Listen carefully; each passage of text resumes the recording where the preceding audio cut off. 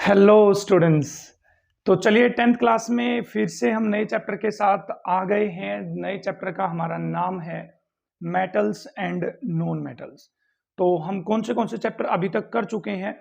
Chemical reaction and equation ये chapter हम कर चुके हैं। एसिड बेसिस एंड सोल्ट वाला चैप्टर कर चुके हैं।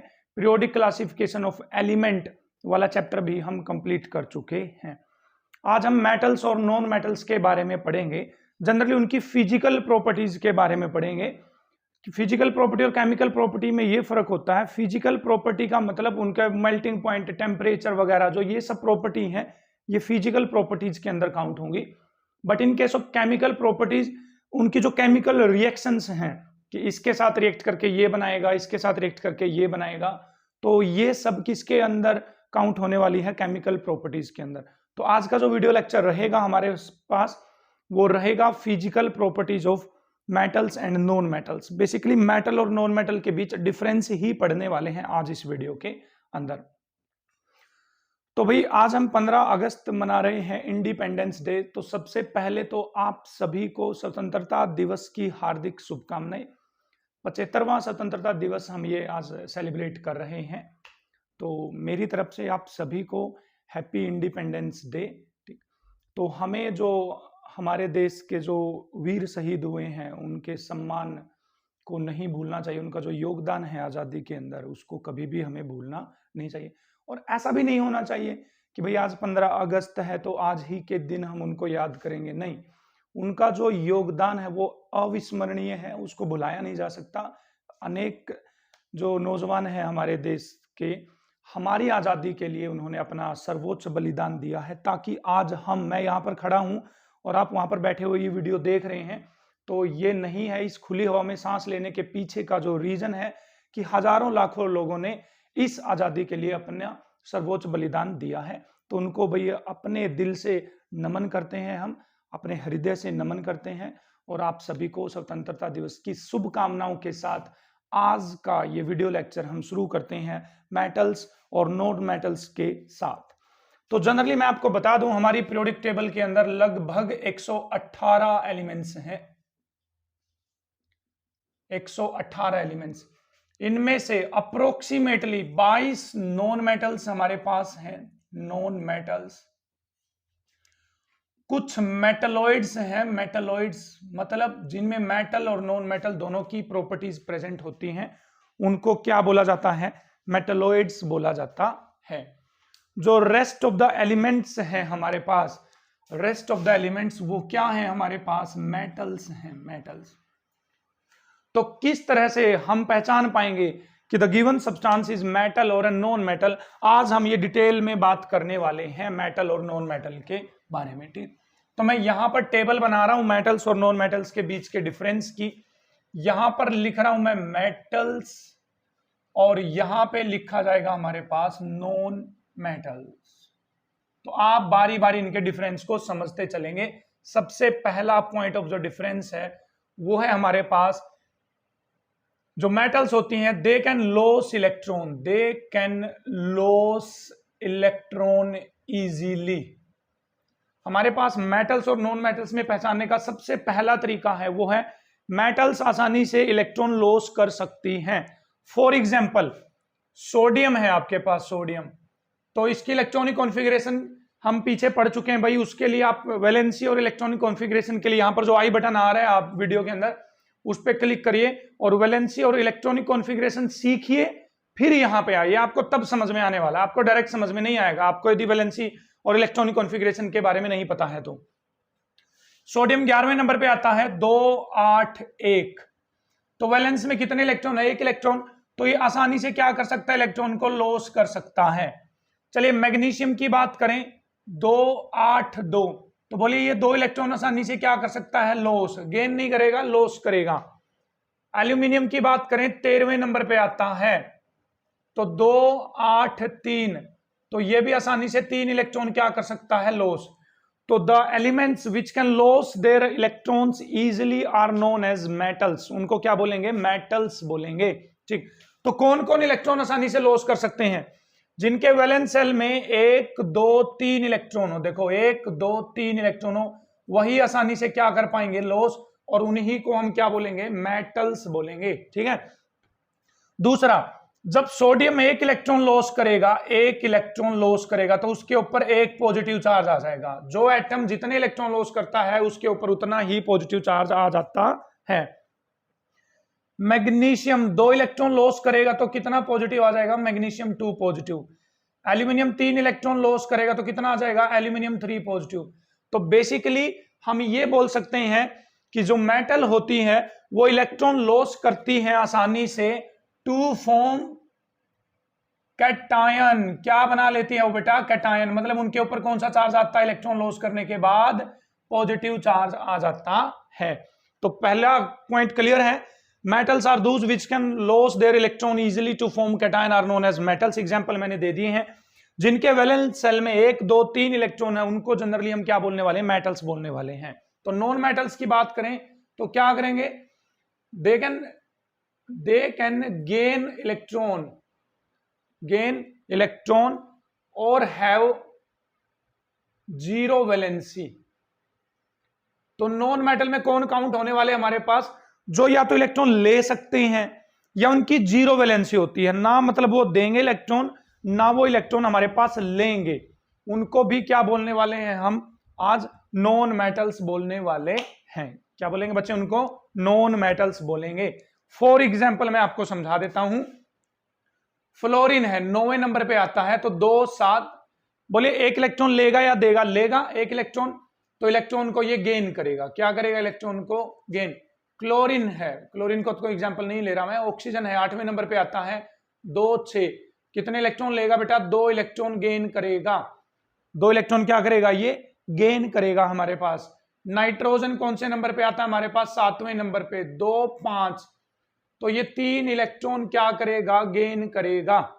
तो इन सबको हम नॉन मेटल्स बोलेंगे, जो आसानी से इलेक्ट्रॉन ले लेते हैं, they are known as non metals. अच्छी बात है। लेकिन नियोन भी नॉन मेटल होती है भाई। कौन से नंबर पे आती है, 10वें नंबर पे, 2, 8, इसकी वैलेंसी कितनी है, 0, क्योंकि लास्ट सेल में कितने इलेक्ट्रॉन करने होते हैं, 8, और 8 ही इलेक्ट्रॉन है, तो इसकी वैलेंसी कितनी काउंट होगी, 0। तो ये भी नॉन मेटल है हमारे पास। तो जनरली नॉन मेटल वो होती है जो इलेक्ट्रॉन ले सकती हैं और जिनकी या फिर जिनकी जीरो वैलेंसी होती है। तो बताइए, जब ये इलेक्ट्रॉन गेन करेंगी तो क्या फॉर्म करेंगी, हमारे पास एनायन फॉर्म करेंगी। एनायंस वो स्पीसीज होती है जिनके ऊपर नेगेटिव चार्ज होता है, they are known as anions. तो बताइए, फ्लोरीन यदि 1 इलेक्ट्रॉन लेगी, 1 इलेक्ट्रॉन, तो फ्लोरीन पे कौन सा चार्ज आ जाएगा, minus, F minus. Chlorine 1 electron लेगी तो क्लोरीन पे कौन सा चार्ज आ जाएगा, Cl माइनस। ऑक्सीजन 2 इलेक्ट्रॉन लेगी तो उसको ऑक्सीजन पे कौन सा चार्ज आ जाएगा, 2 माइनस। तो ये क्या फॉर्म कर लेती हैं, बेसिकली एनायंस फॉर्म कर लेती हैं। तो आई थिंक पहले वाला आपको पॉइंट क्लियर है। दे कैन गेन इलेक्ट्रॉन और have zero valency two form anion. क्या बना लेती हैं वो, एनायन, मतलब नेगेटिव चार्ज आ जाता है उनके ऊपर। कौन सा चार्ज आता है, नेगेटिव। तो चलिए नेक्स्ट प्रॉपर्टी की तरफ हम प्रोसीड करते हैं। तो भाई 2 फॉर्म क्या बना लेंगे वो बेटा, हमारे पास एनायन बना लेंगे। ठीक है, आप दिख गया होगा आपको, एनायन अच्छे से क्लियर हो गया होगा। ठीक है, तो चलिए स्टूडेंट सेकंड पॉइंट पे प्रोसीड करते हैं। वो है हमारे पास स्टेट मतलब ये सॉलिड फॉर्म में एग्जिस्ट करती हैं, लिक्विड में या गैसियस स्टेट में, किस स्टेट में ये एग्जिस्ट करती हैं। तो जनरली यदि मैं मेटल की बात करूं तो मोस्ट ऑफ द मेटल आपको बेटा सॉलिड स्टेट में मिलेंगी। किस में मिलेंगी, सॉलिड स्टेट में। जैसे मैं कहूं लोहा, आयरन सॉलिड स्टेट में, aluminium solid, copper solid, gold solid, zinc solid.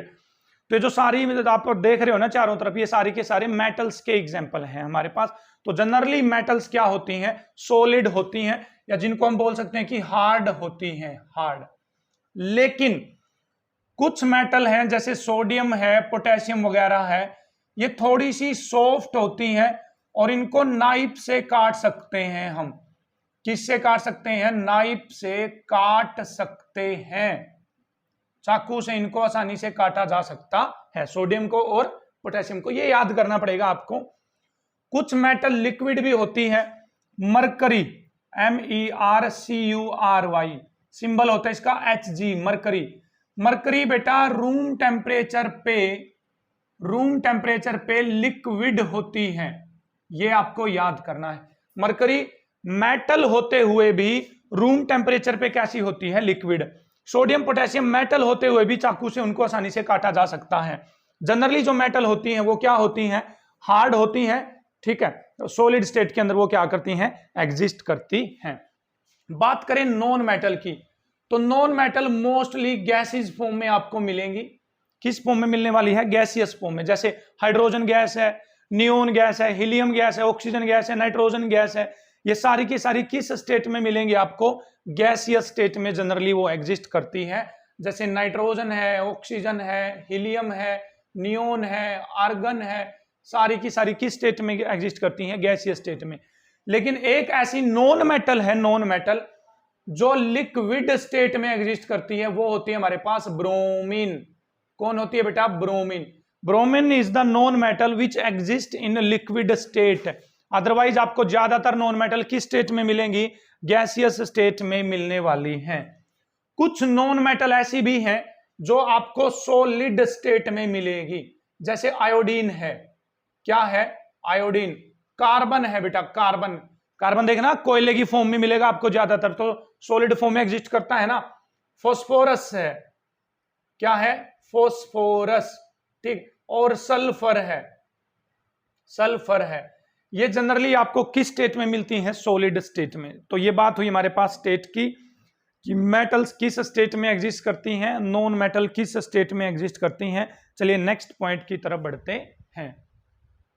तो चलिए बेटा नेक्स्ट पॉइंट क्या, यहां पर मेल्टिंग पॉइंट की बात कर लेते हैं। मेल्टिंग पॉइंट, अब जनरली जो मेटल्स हैं हमारे पास, मेटल्स वो हार्ड होती हैं, तो उनका जो मेल्टिंग पॉइंट है, जिस टेम्परेचर पर वो पिघल जाएगी, तो वो ज्यादा होगा या नहीं होगा। तो इनका मेल्टिंग पॉइंट क्या होता है, हाई मेल्टिंग पॉइंट होता है बेटा। हाई मेल्टिंग पॉइंट होता है किनका, मेटल्स का। और कहते हैं कि जो टंगस्टन है, टंगस्टन का तो 3410 डिग्री सेल्सियस के आसपास मेल्टिंग पॉइंट होता है बेटा। कितने के आसपास होता है, 3410 डिग्री सेल्सियस के आसपास मेल्टिंग पॉइंट होता है टंगस्टन का। किसका होता है, टंगस्टन का। जनरली नॉन मेटल गैसेस हैं तो इनका लो मेल्टिंग पॉइंट होता है हमारे पास, जल्दी से पिघल जाएंगी, कोई प्रॉब्लम नहीं होगी। तो गैस की फॉर्म में एग्जिस्ट करती तो इनको तो क्या ही पिघालें। बट जो हार्ड होती है, बहुत ज्यादा हार्ड होती है, डायमंड है हमारे पास। क्या है, डायमंड। जैसे ग्रेफाइट है बेटा, ग्रेफाइट, इनका जो मेल्टिंग पॉइंट होता है वो क्या होता है, हाई, ठीक है। नॉन मेटल का जनरली मेल्टिंग पॉइंट लो होता है, बट डायमंड और ग्रेफाइट क्योंकि बहुत हार्ड होती हैं तो इनका मेल्टिंग पॉइंट क्या होता है, बहुत ही ज्यादा हाई होता है। मेटल्स का नॉर्मली मेल्टिंग पॉइंट ज्यादा होता है। टंगस्टन तो ऐसी मेटल है जिसका मेल्टिंग पॉइंट बहुत ही ज्यादा है, 3410 डिग्री सेल्सियस के आसपास है। तो चलिए स्टूडेंट नेक्स्ट प्रॉपर्टी की बात करें, वो है हमारे पास इलेक्ट्रिकल कंडक्टिविटी, कि करंट इनमें से आसानी से पास हो सकता है या नहीं हो सकता है। तो जनरली मैं बता दूं, जो मेटल्स होती हैं, metals they are good conductor of electricity, good conductor of electricity, ठीक है। जनरली मेटल्स अच्छी कंडक्टर होती हैं इलेक्ट्रिसिटी की, इसमें कोई डाउट नहीं है। आप घर पे दे सकते हो, जो आयरन है, एल्यूमिनियम है, कॉपर है, सिल्वर है, इनके जो तार बने होते हैं उनमें से करंट आर पार हो जाता है, नहीं हो जाता है, बहुत आसानी से करंट को ये आने जाने देती हैं अपने अंदर से। तो अब अच्छी कंडक्टर होती हैं किसकी, इलेक्ट्रिसिटी की।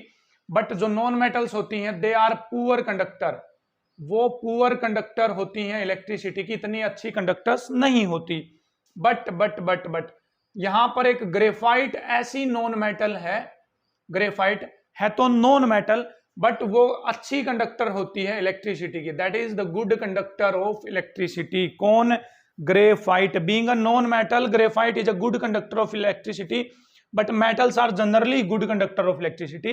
नॉन मेटल इतनी अच्छी कंडक्टर नहीं होती, किसको छोड़कर, ग्रेफाइट को छोड़कर। अच्छी बात है भाई। तो नेक्स्ट प्रॉपर्टी पे आ जाते हैं हम, वो है मेलिएबल। तो बेटा मेलिएबल का मतलब क्या है, यहां पर मैं आपको बता दूं कि जब आप किसी मेटल को हथौड़े के साथ पीटते हो, मान लीजिए मैंने लोहे की गोली रख दी यहां पर, ऊपर से मैं हथौड़ा मारूं, ऐसे हथौड़ा मारूं इसके ऊपर, तो बताइए तो फ्लैट हो जाएगी या नहीं हो जाएगी, चद्दर बन जाएगी उसकी या नहीं बन जाएगी, क्या बन जाएगी उसकी बेटा, चद्दर बन जाएगी या नहीं बन जाएगी। तो इसी प्रॉपर्टी को क्या बोलते हैं, मैलिएबिलिटी बोलते हैं या मैलिएबल बोलते हैं। ठीक है, तो मैलिएबल का मतलब क्या है, ऑन बीटिंग, उनको पीटने पर, on beating, conversion into thin seats, पतली पतली सीट्स में उनका बदल जाना या कन्वर्ट हो जाना, ये क्या कहलाता है हमारे पास, मैलिएबल कहलाता है बेटा। क्या कहलाएगा हमारे पास, मैलिएबिलिटी कहलाएगा। तो जनरली जो मेटल्स होती हैं, मेटल्स हमारे पास वो क्या होती हैं, मैलिएबल होती हैं, बट नॉन मेटल मैलिएबल नहीं होती, इनके अंदर ये वाली प्रॉपर्टी जनरली नहीं मिलती। अब बताओ, मैं कहूं कि हाइड्रोजन गैस को पिटो और चादर बना दो उसकी पतली पतली, बताइए भाई थिन शीट्स बना दोगे या नहीं बना दोगे आप, नहीं बन पाएंगे, हमारे पास वी नो वेरी वेल नहीं बन पाएंगे। तो मैलिएबिलिटी का मतलब आप समझ गए हैं, on beating conversion into thin sheet, पीटने पर पतली पतली चादरों में कन्वर्ट हो जाना क्या कहलाता है, मैलिएबल कहलाता है। तो आप लिख लीजिए भाई, जो गोल्ड और सिल्वर होती है हमारे पास, वो सबसे ज्यादा मैलिएबल मेटल्स होती हैं। गोल्ड और silver are the most malleable metal, सबसे ज्यादा मैलिएबल मेटल होती हैं गोल्ड और सिल्वर। आई होप अब आपको मैलिएबिलिटी में किसी भी तरह का कोई भी डाउट नहीं है। जनरली नॉन मेटल में जो कार्बन नैनो ट्यूब्स होती हैं उनमें मैलिएबिलिटी होती है, लेकिन वो आपके हाल फिलहाल काम की नहीं है, यहां पर बिल्कुल भी काम की नहीं है। तो नेक्स्ट प्रॉपर्टी पे चले हम, तो वो नेक्स्ट नेचर हमारे पास डक्टाइल नेचर या डक्टिलिटी लिखती हैं कई बुक, इसको क्या लिखती हैं, डक्टिलिटी। तो डक्टाइल और डक्टिलिटी का मतलब क्या है, डक्टाइल नेचर का मतलब है मेटल को पिघला कर लंबी लंबी तारें बना सकते हैं, उसकी तार, वायर जिसको बोलते हैं ना, घर पे नहीं देखते तार लगी होती, सिल्वर की तार है, खंबे के ऊपर लगी हुई सिल्वर की तार, कॉपर की तार घर में लगी हुई है, सिल्वर और कॉपर की तारें ही ज्यादा यूज करते हैं हमारे पास। ठीक, तो डक्टिलिटी का मतलब है drawing into thin and long wires, ठीक, खींच कर पतली और लंबी तारें बना देना क्या कहलाता है हमारे पास, डक्टाइल नेचर कहलाता है या डक्टिलिटी कहलाता है। आई होप अब आपको क्लियर है डक्टिलिटी। तो लिख लीजिए भाई, गोल्ड सबसे ज्यादा डक्टिल या डक्टाइल मेटल होती है, गोल्ड सबसे ज्यादा डक्टाइल होती है, सबसे ज्यादा डक्टाइल होती है कौन, गोल्ड। नॉन मेटल में ये वाली प्रॉपर्टीज नहीं मिलती, ductile nature generally non metals के अंदर नहीं पाया जाता। तो यहां पर तीनों पॉइंट क्लियर होने चाहिए। मेटल्स इलेक्ट्रिसिटी की गुड कंडक्टर्स होती हैं, आसानी से इलेक्ट्रिसिटी को अपने अंदर से आने जाने देती हैं। नॉन मेटल इलेक्ट्रिसिटी की कंडक्टर नहीं होती, ग्रेफाइट को छोड़कर। मैलिएबल का मतलब है पीट पीट कर पतली पतली चद्दरों में कन्वर्ट कर देना मैलिएबल कहलाता है। गोल्ड सिल्वर सबसे ज्यादा मैलिएबल होती है। नॉन मेटल में मैलिएबिलिटी की प्रॉपर्टी नहीं मिलती आपको। डक्टाइल और डक्टिलिटी का मतलब है पिघला कर पतली पतली लंबी लंबी तारें बना देना, मेटल्स के अंदर ये प्रॉपर्टी मिलती है, but in non metals this property is generally not found. ठीक है, बढ़ते हैं नेक्स्ट प्रॉपर्टी की तरफ। नेक्स्ट पॉइंट है बेटा हमारे पास थर्मल कंडक्टिविटी या कंडक्शन ऑफ हीट।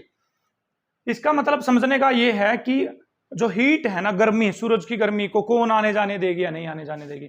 देखो जनरल एग्जांपल इसको समझने के लिए मैं आपको बताता हूं।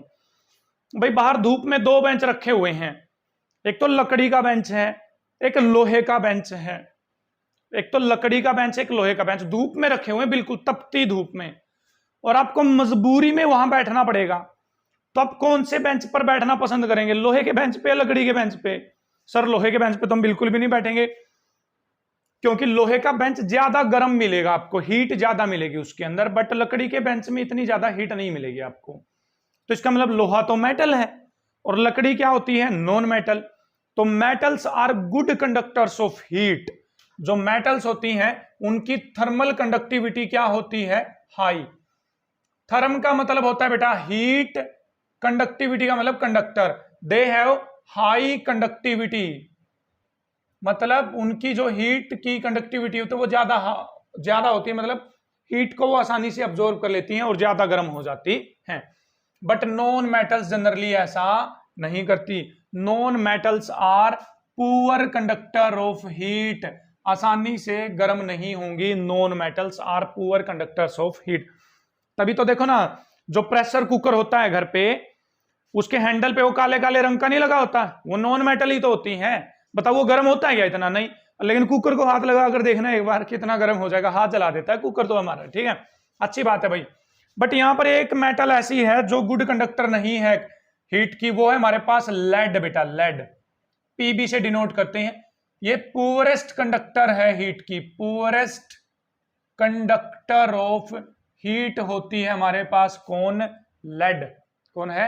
लेड। अच्छी बात है, कर लेंगे। अब मैं बच्चों आपको समझा दूं कि जो मेटल्स हैं वो गर्म किस रीजन से होती है। ये भी कंपटीशन वाले बच्चों के लिए है का, ये जो पॉइंट अभी मैं करवा रहा हूं कर लेना। मान लीजिए ये आपके पास लोहे की रोड है, मैंने यहां पर मोम लगा दिया। क्या लगा दिया है? मोम। और यहां से मैं मोमबत्ती के साथ क्या कर रहा हूं? इसको गर्म कर रहा हूं, यहां से गर्म कर रहा हूं। तो बताइए सबसे पहले कौन सा मोम नीचे गिरेगा? ये, फिर उसके बाद ये, उसके बाद ये, और सबसे लास्ट में गिरेगा ये। क्यों? क्योंकि जब आप इस रोड को यहां से गर्म करोगे तो धीरे धीरे हीट आगे बढ़ेगी, धीरे धीरे धीरे धीरे आगे बढ़ेगी। ऐसा तो नहीं है कि एकदम से सारी की सारी रोड गर्म हो जाएगी, ये रोड गर्म हो जाएगी, ऐसा तो नहीं है। तो जब जब जो हीट है ना, यहां से यहां जाएगी, यहां से यहां, यहां से यहां, यहां से यहां, यहां से यहां, यहां से यहां, यहां से यहां, यहां से यहां, यहां से यहां, जब हीट का ट्रांसफर ऐसे होता है, एक पार्टिकल से हीट अगले पार्टिकल पर गई, अगले पार्टिकल से उससे अगले पार्टिकल पर, अगले पार्टिकल से उससे अगले पार्टिकल, ऐसे कंडक्ट हीट के मेथड को, इस मेथड को कंडक्शन बोलते हैं बेटा। क्या बोलते हैं? इस मेथड को कंडक्शन बोलते हैं। तो मेटल जब गर्म होती हैं, जब धूप में रखते हो, तो वो कौन से मेथड से गर्म होती है? कंडक्शन के मेथड से। इसको समझने के लिए एक जनरल एग्जांपल दूं। मान लीजिए मैं क्लास में आगे खड़ा हूं और बेंच पे बच्चे बैठे हुए हो, मेरे को ये मार्कर लास्ट वाले बच्चे को देना, लास्ट वाले बच्चे को। तो मैं क्या करूं? पहले वाले बच्चे को मार्कर दे दिया, उसने दूसरे बेंच वाले को दे दिया, उसने तीसरे वाले को, उसने चौथे वाले को। इसको बोलते हैं कंडक्शन। एक एक पार्टिकल के पास हीट जाएगी, एक एक पार्टिकल के साथ। ये क्या बोला जाएगा बेटा हमारे पास? कंडक्शन। अच्छा, दूसरा तरीका भी है क्या हीट ट्रांसफर करने का? देखो क्या तरीका। मैंने पेन लिया और मैं उठकर चला गया, वहां से उठकर चला गया, उठकर, और मैंने लास्ट वाले बच्चे को दे दिया कि ले लो पेन। ये भी तो तरीका है ना, पेन वहां पर गया। तो ऐसे लिक्विड जो होते हैं ना, जनरली लिक्विड, वो इस तरीके से गर्म होते हैं। कौन से तरीके से? कि बच्चे ने यहां से हीट उठाई, हीट, और लास्ट वाले बच्चे को जाकर दे दी, जैसे पेन दे दिया ना लास्ट वाले बच्चे को। इसको क्या बोला जाता है बेटा? कन्वेक्शन बोलते हैं, कन्वेक्शन। ये गर्म होने के तरीके हैं। कंडक्शन का मतलब होता है एक से दूसरे पार्टिकल पे, दूसरे से तीसरे पे, तीसरे से चौथे पे, चौथे से पांचवें पे, पांचवें से छठे पे, और आप तक आ गई हीट। कन्वेक्शन का मतलब क्या है? मैं खुद उठूं, कोई पार्टिकल खुद उठे और हीट को लेकर आप तक आ जाए। पानी गर्म होता है ऐसे, पानी को देखो जब गर्म होगा, जो नीचे से पानी का बुलबुला उठेगा गर्म होकर और ऊपर चला जाएगा, देखना बुलबुला उठेगा और ऊपर चला जाएगा, बुलबुला उठेगा ऊपर चला जाएगा। अच्छी बात है, कोई दिक्कत नहीं है, यहां तक कोई प्रॉब्लम नहीं है आप लोगों को, ठीक है। चलिए अच्छी बात है। ये थी हमारे पास थर्मल कंडक्टिविटी के बारे में। Metals are good conductors of heat but non metals are poor conductors of heat. Lead एक ऐसी मेटल है जो हीट की पुअर कंडक्टर होती है। तो चलिए स्टूडेंट, लास्ट में आगे हम बिल्कुल इन दो प्रॉपर्टीज की और बात कर लेते हैं। सोनोरस होती हैं मेटल्स। सोनोरस का मतलब होता है बेटा साउंड पैदा करना। क्या पैदा करना? साउंड, ठीक। जब नॉन मेटल आपस में टकराती हैं, दो मेटल, लोहे से लोहा टकराएगा तो ध्वनि पैदा होगी, साउंड पैदा होती, बहुत ज्यादा साउंड पैदा होती। घर पे नहीं देखते आप, थाली गिर जाए किचन के अंदर, नीचे गिर जाए तो बहुत ज्यादा आवाज होती है, कोई बर्तन गिर जाए तो आवाज होती है। इसका मतलब इसको सोनोरस बोलते हैं। मंदिर में आप देखते हो भाई, जब आप मंदिर में जाते हो तो यहां पर वो जो टाल होता है उसको आप बजाते हो, तो वो भी किसको शो कर रहा है? सोनोरस। तो जनरली जो मेटल्स होती हैं वो सोनोरस होती हैं, ध्वनिक। They create sound when strike with other metal. But non metal में सोनोरिटी नहीं होती। अब नॉन मेटल क्या टकराएगी बेचारी? हवा हवा के साथ टकरा रही सर, और ध्वनि पैदा हो रही है, ऐसा थोड़ी हो सकता है। Non metals are not sonorous. Lustrous पे आ जाते हैं। लसरस का मतलब होता है बेटा चमक। क्या होता है? चमक। मेटल्स में जनरली चमक होती है। आप देख लीजिए, जो ये मैंने कड़ा डाल रखा है, ये चमक रहा है, देख लीजिए, लाइट लग रही इसके ऊपर, और ये कड़ा क्या हो रहा है? चमक रहा है। आपको जनरली दिख भी रहा होगा। ये जो घड़ी है, इसकी सुइयां चमक रही है, देखिए। इसका जो डायल है चारों तरफ की, ये जो कवर है, ये भी चमक रहा होगा, देखो ये चमक रहा है। प्लास्टिक तो नहीं चमक रही ना इतनी। ये मार्कर चमक रहा है क्या? नहीं। तो मेटल्स में चमक होती है, नॉन मेटल्स में चमक नहीं होती। इनमें चमक होती है, इनमें चमक नहीं होती। लेकिन आयोडीन में चमक होती है भाई। किस में चमक होती है बेटा? आयोडीन में चमक होती है, ठीक है। अच्छा, डायमंड में चमक होती है। जो डायमंड होता है देखना बहुत अच्छे से चमकता है, डायमंड और आयोडीन में चमक होती है। मेटल्स में तो जनरली सभी के अंदर क्या प्रेजेंट होती है? चमक। चमक को क्या बोलते हैं? लस रस बोलते हैं, लस रस होती हैं मेटल्स। तो चलिए स्टूडेंट, लास्ट में अपने लेक्चर को वाइंड अप करने की कोशिश करते हैं, रिकैप थोड़ा सा मर्ज करने की कोशिश करते हैं, थोड़े से टाइम में ज्यादा करने की, रिवाइज करने की कोशिश करते हैं। चलिए, मेटल्स होती हैं जो जनरली बेटा कैटायन बनाती है और इलेक्ट्रॉनों को क्या कर देती हैं? लॉस कर देती हैं। बट नॉन मेटल क्या बनाती हैं? एनायन, और इलेक्ट्रॉनों को क्या कर लेती हैं? गेन कर लेती हैं। या फिर इनकी वैलेंसी कितनी होती है? 0 होती है, ठीक है। इनके वैलेंस में कितने इलेक्ट्रॉन मिलेंगे आपको? कितने मिलेंगे? 5, 6, 7 या फिर 8 इलेक्ट्रॉन मिलेंगे आखिरी सेल में। 5, 6 या 7 या 4 भी मिल सकते हैं, लेकिन जनरली 4 वाले मेटलॉइड ही मिलेंगे आपको। Good conductor of electricity, metal अच्छी कंडक्टर होती है इलेक्ट्रिसिटी की, बट नॉन मेटल इलेक्ट्रिसिटी की कंडक्टर अच्छी नहीं होती। ग्रेफाइट अच्छा कंडक्टर होता है, बस ग्रेफाइट को छोड़कर। Conductor of heat, metals generally heat की अच्छी कंडक्टर होती है, बट लेड अच्छी कंडक्टर नहीं होती। Non metals are poor conductor of heat. Ductile का मतलब क्या था? मैलिएबल का मतलब क्या था? डक्टाइल का मतलब हमारे पास था, याद करिए भाई, पिघलाकर लंबी लंबी तारे बना देना डक्टाइल था। मैलिएबल था पीट पीट कर चद्दर बना देना, शीट बना देना, वो क्या था? मैलिएबल। गोल्ड सिल्वर सबसे ज्यादा मैलिएबल थी, और हमारे पास डक्टाइल में आता था, हमारे पास गोल्ड ही थी, हमारे पास डक्टाइल भी, तारे तो गोल्ड ही बना पाता था ना मैं। इनके अंदर ये वाला नेचर जनरली नहीं बना पाया जाता। मेटल जनरली हार्ड होती हैं, लेकिन मरकरी है जो वो लिक्विड होती है, हमें पता है इस बात का। पोटेशियम और सोडियम को हम चाकू से काट सकते हैं। नॉन मेटल जनरली सॉफ्ट होती हैं, हवा की तरह होती है, गैस होती है वो ज्यादातर। बट डायमंड और ग्रेफाइट क्या होते हैं बेटा? हार्ड होते हैं, ये आप सबको याद रखना है। कौन? डायमंड और ग्रेफाइट। इनके मेल्टिंग और बॉइलिंग पॉइंट ज्यादा हाई होते हैं, मेटल्स के ज्यादा टेम्परेचर पे जाकर ये मेल्ट होती हैं। बट नॉन मेटल के मेल्टिंग बॉइलिंग पॉइंट क्या होते हैं? लो होते हैं हमारे पास, डायमंड और ग्रेफाइट को ही छोड़कर। सोनोरस होती हैं, ये ध्वनि पैदा करती हैं यदि किसी चीज से टकराती हैं, तो इनमें ऐसा नेचर नहीं होता। चमक होती है इनके अंदर चमक नहीं होती। अच्छा, इनकी डेंसिटी ज्यादा होती है। डेंसिटी का मतलब होता है बेटा मास बाय वॉल्यूम। डेंसिटी का फॉर्मूला होता है मास बाय वॉल्यूम। जैसे मैं कहूं आपसे कि पानी में पत्थर डूब जाएगा, नहीं डूब जाएगा? पानी में पत्थर डूब जाएगा, नहीं डूब जाएगा? आप बोलोगे सर डूब जाएगा, तो इसका मतलब पत्थर की डेंसिटी पानी से ज्यादा है। तो डेंसिटी से आप मतलब समझो, डेंसिटी का मतलब है निग्गरपना, निग्गर, हार्ड, जो मजबूत हो, उसको डेंसिटी ज्यादा होती है, उसकी डेंसिटी क्या होती है? ज्यादा। अच्छा, लकड़ी डूब जाएगी पानी में? नहीं सर, उसकी तो डेंसिटी कम होती है। इतने ही साइज का पत्थर लो, उतने ही साइज का आप क्या लो? लकड़ी। दोनों को पानी में डालो तो कौन डूबेगा? पत्थर डूब जाएगा, लेकिन लकड़ी पानी में नहीं डूबेगी, क्योंकि पानी के कंपैरिजन में पत्थर की डेंसिटी ज्यादा होती है और लकड़ी की डेंसिटी क्या होती है? कम। तो बताइए डेंसिटी मेटल की ज्यादा होगी नॉन मेटल की? ऑब्वियसली जो हार्ड होती है उन्हीं की डेंसिटी ज्यादा होती है, तो इनकी डेंसिटी ज्यादा होती है और इनकी डेंसिटी क्या होती है? लो होती है। तो आई होप अब आपको मेटल्स और नॉन मेटल्स के रिगार्डिंग किसी भी तरह का कोई भी डाउट नहीं होगा, ठीक है। तो आप देख रहे हैं मेरे साथ जटैन क्लासेस और मैं हूं तरसेम जटैन। अगेन भाई आप सभी को स्वतंत्रता दिवस की हार्दिक शुभकामनाएं, ठीक है। दिलों में हिंदुस्तान रखिए अपने, ठीक। और एक देशभक्ति का जज्बा सभी के अंदर होना चाहिए, देश के लिए मर मिटने की भावना सभी के अंदर होनी चाहिए, क्योंकि इस देश से ही हम हैं और हमारे बिना ये देश तो रह भी सकता है, लेकिन इस देश के बिना हम नहीं रह पाएंगे किसी भी तरह से। तो सैल्यूट है उन सभी लोगों को जिन्होंने इस देश की आजादी में थोड़ा सा भी, लेस मात्र सा भी यदि योगदान दिया है, तो उनको सैल्यूट है मेरी तरफ से और आपकी तरफ से भी। तो भाई वीडियो को शेयर करें अपने दोस्तों के साथ, जो दूसरे स्कूल्स में पढ़ रहे हैं उनके साथ वीडियो को शेयर करना न भूलें आप, ताकि वो भी केमिस्ट्री को एंजॉय कर सके और उनको भी केमिस्ट्री एक बर्डन न लगे, उनको थोड़ा सा भी केमिस्ट्री को रिगार्डिंग। तो शेयर करें अपने दोस्तों के साथ और बने रहें मेरे साथ जटैन क्लासेस पे। केमिस्ट्री की हर प्रॉब्लम का सलूशन जटैन क्लासेस। Thank you.